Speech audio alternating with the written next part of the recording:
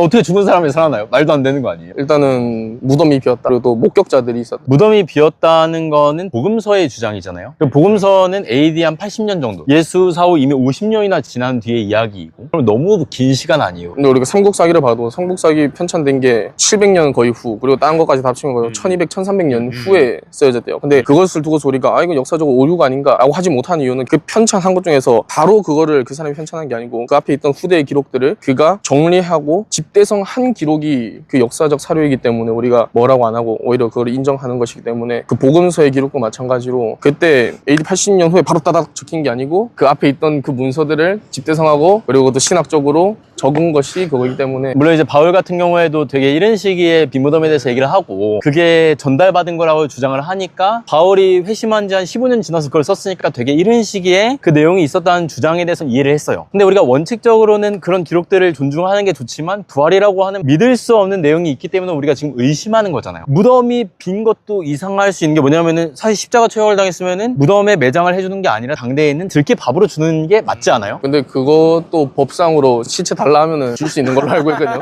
그래서 아리마대 사람 요셉이 시체 받아서 무덤에 넣었고, 그리고 또 하나는 이건 좀 철학적이고 과학적으로는 뭐 말할 수 없겠지만 요건 제자들의 삶이 드러나요. 왜냐면은 예수님이 죽은 걸 봤어요. 그 사람들은 다 실망했고 심지어는 예수님 붙잡혀 갔을 때 심지어 버렸던 자들입니다. 만약 우리가 신천지나 혹은 하나님의 교회 이런 것들이 그 사람들도 굉장히 강신적이고 그 사람들은 정말 안산홍이나 이만희를 위해서 목숨을 버립니다. 근데 그들은 진실을 몰라요. 이만희가 죽은 것을 그 사람들 상상할 수가 없습니다. 근데 거기는 안상홍이 죽었는데도 믿잖아요. 근데 장길자라 세컨 포지션이 있기 때문에 그런 식으로 이제 예수의 추종자들도 다른 사이비들과 비슷하게 입장을 바꾸어서 그 믿음을 지속했다고 볼 수 있지 않을까요? 근데 그것 때문에 목에 칼이 들어온 상황에서 목숨을 버릴 수 있다라고 하는 사람 잘 없을 것 같아요. 그러니까 그 사람들은 속고 있기 때문에 목숨을 버린 거고 진실을 안 상태에서 목숨을 버리는 건 다른 차원인 것 같아요. 그들이 환상을 봤을 수도 있잖아요. 항상. 근데 그것도 제가 어떤 영화에서 봤었는데 예수는 역사다라는 리스트로벨 목사님이 쓰신 책에서 봤는데 그 사람이 실제로 그거를 이제 을사한테 물어봤는데 부활할 확률하고 500 몇 명이 단체로 환각 걸린 상태를 비교했을 때 오히려 부활했을 확률이 더 높다. 근데 500명이나 봤을 거라고 가정할 필요가 없잖아요. 그냥 핵심 지도자 몇몇들이 환상을 봤다고 얘기를 하고 그걸 주장하고 뒤에 조금 그 목격자들이 부풀려졌을 수도 있죠. 그러면 그 사람들이 정신질환으로 인하여서 목숨을 버렸다. 아니죠. 몇몇 사람들은 실제로 환상을 보았고 그거를 나머지 팔로워들이 믿었고 그렇기 때문에 믿었기 때문에 순교를 하는 거죠. 왜냐면 오늘날에 순교를 하는 사람들이 실제 예수의 부활을 눈으로 목격해서 순교를 한 게 아니잖아요. 왜냐면 예수님은 부활하시고 바로 승천하신 게 아니잖아요. 이 땅에서 40일 사시다가 올라가셨는데 그러면 그 지도자들이 봤던 예수는 잠깐 띡 하고 사라진 환상인가 아니면 40일 동안 지속된 환상인가라고 비교했었을 때도 그거는 후대에 과장된 기록일 수 있는 거죠. 근데 그렇다기에는 저희가 환상을 봐도 환상인 것과 아닌 것을 구분은 할 수 있잖아요. 아, 내가 잠깐 환상을 봤구나랑 내가 진짜 실제 사람을 지금 봤구나라는 것은 충분히 가능한데 그렇다면 결국은 그 논증이 입증이 되려면은 그 첫 환상을 봤던 사람들이 속이려고 작정해야지만 되는데 속이려고 작정한 사람이 굳이 자기 목숨을 내놓을 필요가 있을까? 집단 환상도 불가능하진 않죠. 예를 들어서 마리아 환상을 본 사건이 있잖아요. 그래서 그 수많은 사람들이 동시에 마리아 환상을 보았다고 주장을 하는데 게다가 꽤나 현대에 있었던 일이거든요. 그렇게 봤을 때 불가능하다고만 보기는 어렵지 않을까요? 근데 그들은 어쨌든 환상을 봤을 때 마리아가 부활로 오셨다가 아니고 마리아 환상을 봤다 해서 그쳤잖아요. 그리고 그 마리아 환상을 해서 그 사람들이 목숨을 버렸나? 그건 또 아니거든요. 결국은 중요한 거는 기독교에서는 아까도 말한 초월성과 비초월성이 굉장히 중요한 스탠스인데 비율을 차지하는데 초월적이라고 하는 것은 어쨌든 비초월, 자연을 뛰어넘는 하나의 의식이나 정신이나 마음, 의지 이런 것들이거든요. 그래서 만약에 이 일을 가지고서 부활을 가지고서 내가 목숨을 버렸다라고 하면 그거는 오히려 사실에 가까운 논증이 되지 않을까 싶어요. 그리고 또 당대 기록에 보면은 여자들이 목격자, 최초 목격자로 나오잖아요. 여자들은 법정에서 전혀 증인으로서 효력이 없는데 왜 여자를 적었냐? 근데 거기에 대해서 전혀 고치지도 않았고 이의도 없었고 한 것은 여성 목격자가 맞았고 그것이 오히려 당대 시각을 좀 더 전환시키고 그 부활의 논증의 목격에 대한 사실을 더욱더 신빙성을 높이는 자료가. 그러니까 그거는 사실인 것 같아요. 하지만 그 부활이 너무 생생했던 거죠. 환상이 너무 생생해서.